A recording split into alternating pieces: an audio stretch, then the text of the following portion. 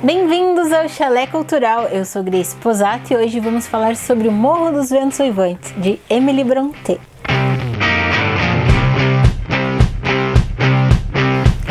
Morro dos Ventos Uivantes foi o único romance escrito por Emily Jane Brontë, publicado em 1847. Nós temos aqui no Chalé 3 edições deste livro. A primeira delas é essa edição de bolso aqui da editora Martin Claret, mas a tradução dela não é muito boa. Nós temos também essa edição aqui muito bonita em capa dura da editora Nova Cultural, mas a tradução dela também não é muito boa. Agora nós temos essa edição aqui, que é a que eu recomendo, que é a edição de 1971 da editora Abril e que faz parte da coleção Os Imortais da Literatura Universal, que tem uma tradução maravilhosa de Oscar Mendes. A título de curiosidade também, Emily escreveu poesias. Algumas delas foram reunidas em uma edição nacional chamada O Vento da Noite. E eu vou fazer uma resenha aqui também no nosso canal sobre este livro na próxima semana. Então vamos à história de O Morro dos Ventos Uivantes.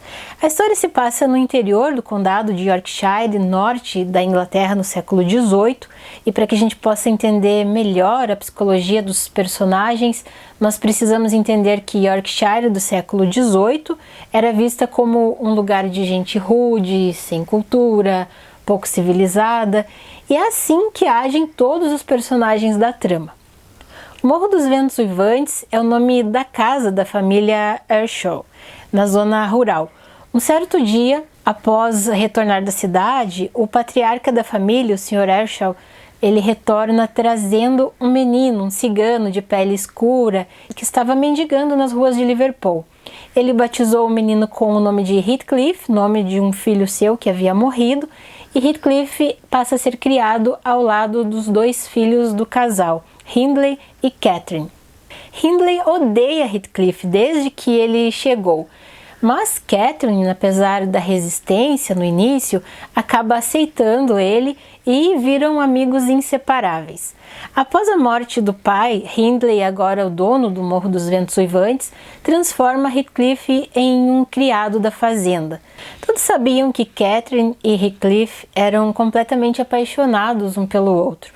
Mas naquela época o casamento era um acordo comercial e Catherine estava arranjada para se casar com Edgar Linton, que era o herdeiro da granja da Cruz dos Tordos, propriedade vizinha de O Morro dos Ventos Uivantes. Um certo dia, Heathcliff escuta Catherine confessando para Nellie, a governanta da casa, que não se casaria com Heathcliff porque eles não teriam como se sustentar e ela estaria arruinando a sua reputação.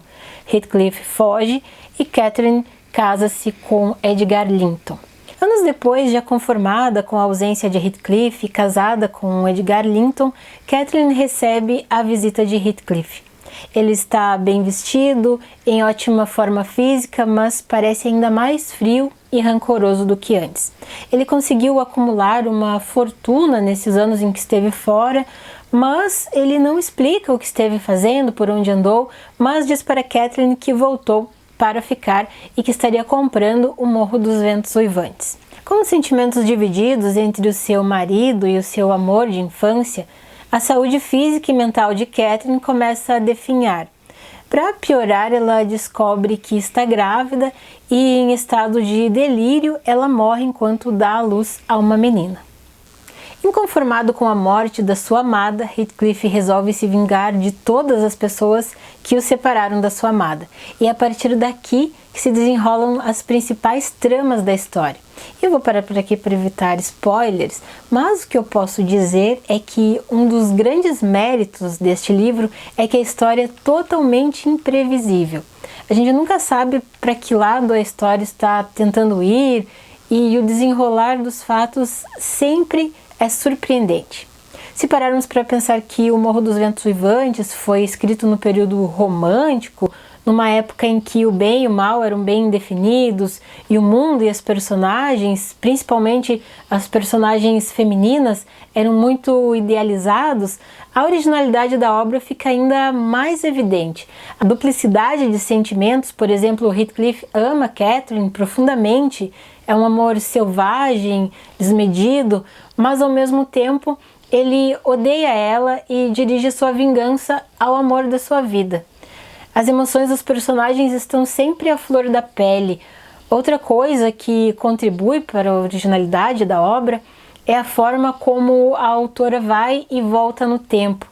E a escolha de narrar a história através de dois personagens distintos e não muito confiáveis, eles apresentam diferentes pontos de vista e nunca sabemos se estão sendo fiéis aos fatos ou não. Outra coisa surpreendente é a complexidade psicológica dos personagens.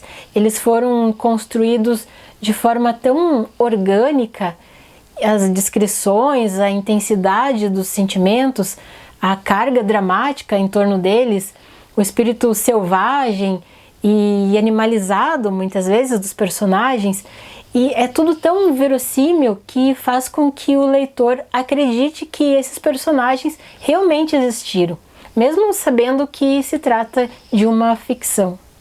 Agora vamos listar algumas curiosidades sobre a obra de Emily Brontë. Primeira curiosidade: Emily Brontë publicou o livro aos 29 anos de idade. Um ano depois, ela acabaria morrendo de tuberculose. Curiosidade 2: Emily era uma pessoa estoica. Ao descobrir que estava com tuberculose, ela estava convicta de que seu corpo encontraria uma maneira de se curar sem a necessidade de utilizar medicamentos. Assim, ela acabou definhando com a doença e só solicitou o auxílio de um médico poucas horas antes de morrer. Ela perdeu tanto peso que o seu caixão media apenas 40 centímetros de largura. Curiosidade 3: Emily era extremamente tímida e antissocial. Houve comentários de conhecidos da família Brontë que relataram nunca sequer ter ouvido a voz de Emily. Quando havia visitas, ela se refugiava na cozinha ou fugia para as charnecas. Esse fato intriga até hoje os estudiosos de sua obra, pois é difícil imaginar como uma moça tão reclusa e inexperiente, sem nunca ter tido um namorado ou amigos, poderia ter construído uma história, uma obra literária tão profunda e tão complexa. Curiosidade 4. Uma das narradoras de O Morro dos Ventos Uivantes, a governanta Nelly, foi inspirada em Tabata, criada da sua casa, que costumava contar histórias de assombração para ela e seus irmãos quando eram crianças. Curiosidade 5. Parte da personalidade do protagonista Heathcliff foi inspirado em Branwell, irmão de Emily, e principalmente depois que ele virou alcoólatra. Branwell, apaixonado por uma mulher casada e mais velha que ele, costumava dizer que seguiria sua amada até o túmulo e repetia a frase "não posso viver sem minha alma", frases incluídas no discurso de Heathcliff. E agora vamos para duas curiosidades ainda mais interessantes que explicam como surgiu a trama de O Morro dos Ventos Uivantes. Curiosidade 1.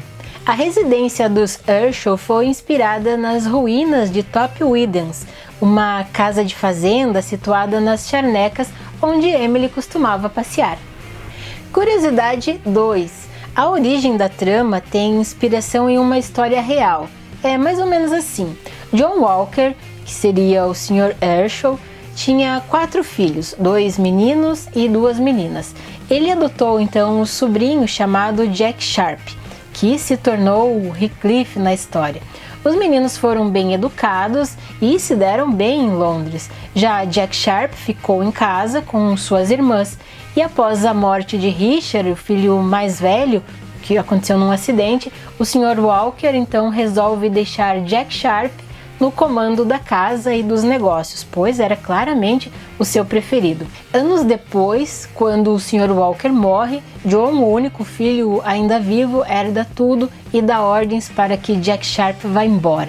Antes de partir, Jack destrói a casa e rouba tudo que tem de valor. Jack constrói uma casa no alto de uma colina, de onde ele pode ver a antiga casa da sua infância de longe, e uma de suas irmãs adotiva tem um filho já crescido, Sam, e Jack então começa a degradar esse sobrinho com jogos e bebidas para causar o máximo de infelicidade e humilhação aos Walkers. Então essa foi a nossa resenha de hoje sobre o Morro dos Ventos Uivantes. Se você gostou, quer ouvir outras resenhas, então se inscreve no canal, se ainda não é inscrito, deixe sua curtida, seu comentário e acompanhe os nossos vídeos toda semana. Seja também um apoiador do canal e conheça a nossa lojinha, os links vão estar aqui embaixo. Até a próxima!